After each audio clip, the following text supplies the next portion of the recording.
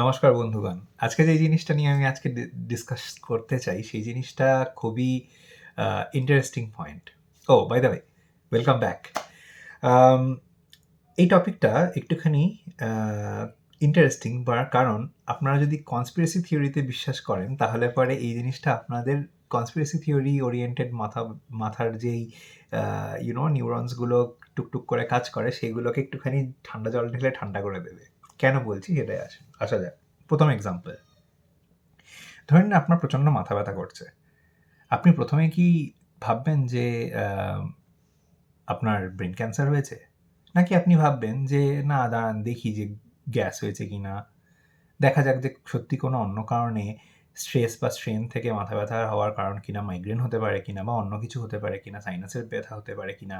হয়তো অ্যাসপিরিন খেয়ে বা একটুখানি পুদিনহারা খেলে পরেই হয়তো আপনার সেই মাথা ব্যথার সমাধান হয়ে যাবে। আপনি তো ডেফিনিটলি ব্রেন ক্যান্সারের ট্রিটমেন্ট দিয়ে প্রথমে স্টার্ট করবেন না। ঠিক সেরকমভাবেই ধরে নিন আরেকখানা কেসে আপনার এখানে একজন পত্নী তার হাসব্যান্ডকে ফোন করেছে অফিস টাইমের লাঞ্চের ঠিক পরে। মাথার মধ্যে কি চলতে পারে? এক কারণ হতে পারে সে হয়তো কোনো মিটিংয়ে রয়েছে, লাঞ্চের পরে ডাইরেক্ট মিটিং ছিল, বা হয়তো আ সে ফোন কোথাও রেখে সাইলেন্টে রয়েছে, ফোন নিতে ভুলে গেছে। সে হয়তো নিজে খেতে বেরিয়েছে। সে হয়তো রাস্তায় চলছে কিন্তু ফোন সাইলেন্টে বাজলে পরেও অনেক সময় টের পাওয়া যায় না। সেরকমও কিছু ঘটনা ঘটতে পারে।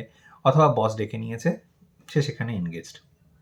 এবারে অন দ্য আদার হ্যান্ড মাথার মধ্যে এই ভাবনাও আসতে পারে যে সে হয়তো কোনো একটা ইলিসিট অ্যাফেয়ারে ইনভলভড রয়েছে, সে এখন সেই সময় সেখানে গেছে। যদিও ভর দুপুর, ঠিক আছে? অফিস টাইম চলছে। তাও এই জিনিসটা মাথায় আসতেই পারে। আবার আরেকখানা এক্সাম্পল যদি আমরা নিই যে কোনো একখানা দেশে, এটা একটু বড় এক্সাম্পল। কোনো একটা দেশে হঠাৎ করে একখানা মিলিটারি কু হলো, বা কোনো একটা জায়গা থেকে হঠাৎ করে সেই দেশের প্রধানমন্ত্রীকে দেশ ছেড়ে পালাতে হলো।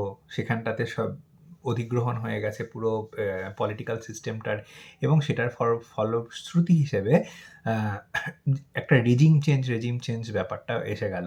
সেক্ষেত্রে এবং সেখানে অলরেডি শাসকের বিরুদ্ধে অলরেডি বিক্ষোভ চলছিল। তো এটা কি বিক্ষোভের জন্য শাসককে পদচ্যুতি করতে হলো? নাকি এটাতে কোনো ফরেন পাওয়ারের ইনভলভমেন্ট রয়েছে? নাকি সেইটা আবার অন্য অ্যাঙ্গেল থেকে এসে দেখা যাচ্ছে যে এটা তার পার্শ্ববর্তী কোনো একটা বড় রাষ্ট্রকে শায়েস্তা করার জন্য অন্য কোনো দেশ এরকমভাবে রেজিম চেঞ্জ করছে? কোনটা হতে পারে? অনেক সময় বিভিন্ন রকম যে আইডিয়াগুলো হয়, যে কনস্পিরেসি থিওরিগুলো হয়, যে কেউ রেজিম চেঞ্জ করার চেষ্টা করছে, বা কেউ ধরে নিন দিনের ব্যস্ত আওয়ারের মধ্যে ফোন তুলতে পারছে না, তো তার সাথে অ্যাফেয়ারের কানেকশন করে দেওয়া, বা রোগ-বিরোগে মানে প্রথমে আপনি দেখছেন যে আ আ আপনার মাথা ব্যথা হয়েছে, তো আপনি ডাইরেক্টলি ভেবে নিলেন যে ক্যান্সার হয়েছে। অথবা আরেকখানা এক্সাম্পল দিই, ধরে নিন আপনার বাড়িতে আপনি ঢুকেছেন এবং ওখানটাতে আ আপনি ১ম সুইচ অন করলেন, ১ম লেড ল্যাম্পটা জ্বলল না। ঠিক আছে? তারপর আরেকটা সুইচ অন করলেন, তখন দেখলেন যে আরও একটা লেড ল্যাম্প জ্বলল না। লেড ল্যাম্পগুলো খারাপ হওয়ার তুলনায় এটার এবং আশেপাশের লোকজনের বাড়িতে কারেন্ট রয়েছে। এটার চান্সেস বেশি যে আপনার বাড়িতে কোনো ফিউজ কেটে গেছে রাদার দ্যান আপনার লেড ল্যাম্পগুলো সব খারাপ হয়ে গেছে। রাইট? কারণ লেড ল্যাম্পের লাইফ জেনারেলি অনেকগুলো বছরের হয়। তো এখানটাতে এই জিনিসটা বোঝানোর চেষ্টা করছি যে অনেক সময় বিভিন্ন ঘটনার ক্ষেত্রে সিম্পলেস্ট এক্সপ্লানেশন যেটা হয়, যেটা কিনা সহজ থেকে সহজতর ব্যাখ্যা যেটা হয়, সেটা অনেক সময় কোনো বড় বৃহত্তর চক্রান্ত মার্কা যেই ব্যাখ্যা, তার থেকে বেশি লাইকলিহুড অফ হ্যাপেনিং।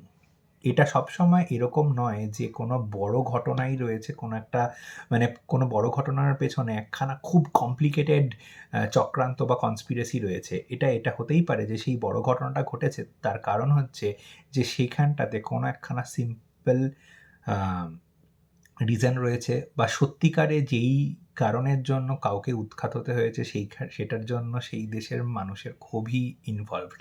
তো এটা সবসময় মনে করার কোনো দরকার নেই।